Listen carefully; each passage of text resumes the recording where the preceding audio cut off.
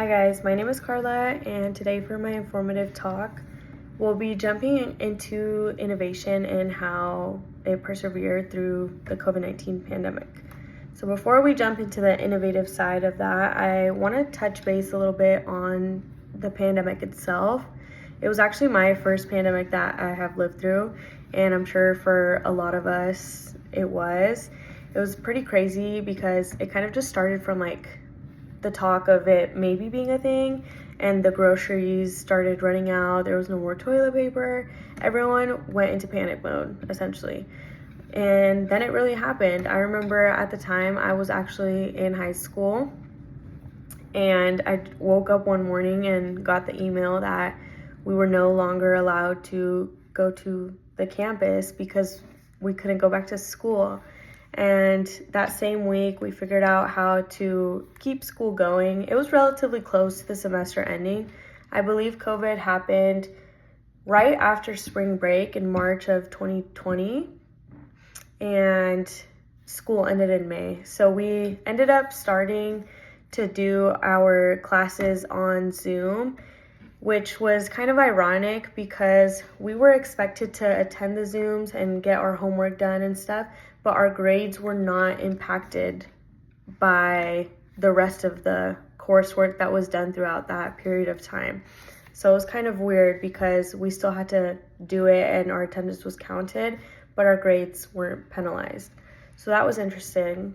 And I think none of us were accustomed to using Zoom. So it was quite an adjustment, but I think it was a good adjustment because this is what I'm getting at, is that telemedicine and telehealth became huge during the COVID-19 pandemic because we were no longer allowed to, be in the same space as other people that weren't in our household, and we didn't want the virus to spread. So we got used to doing our doctor's visits on telemedicine. So it was essentially through Zoom, and it was pretty crazy because COVID didn't only affect our physical health, but it affected our mental health as well.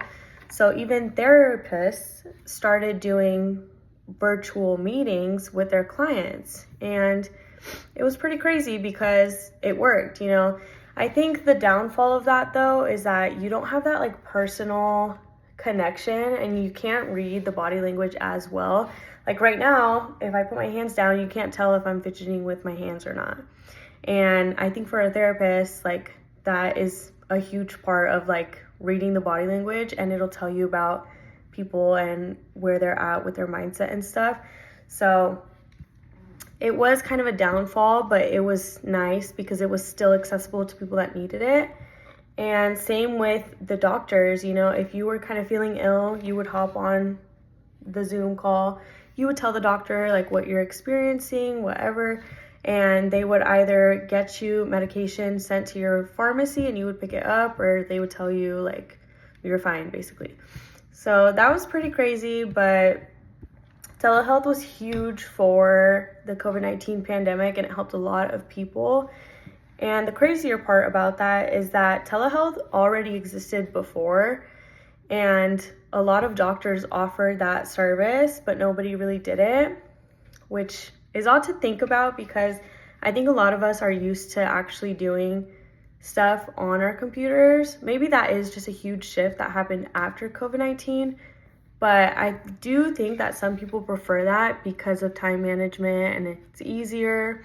I think it's actually even more affordable than you going to the office and sitting down, getting to see the doctor, him giving their time to you, and it's just kind of more efficient in that sense for people that don't have as much time. If you work a 9 to 5, you don't really have to get hours off from your job. You can hop on a telemedicine visit and you're done. Another thing that is kind of not great about telehealth is that not everyone has reliable Wi-Fi or a quiet space to actually have the meeting. And that was a huge thing during COVID because I know a lot of people depend on going to coffee shops or the library during times that they need Wi-Fi, and we weren't allowed to do that back then.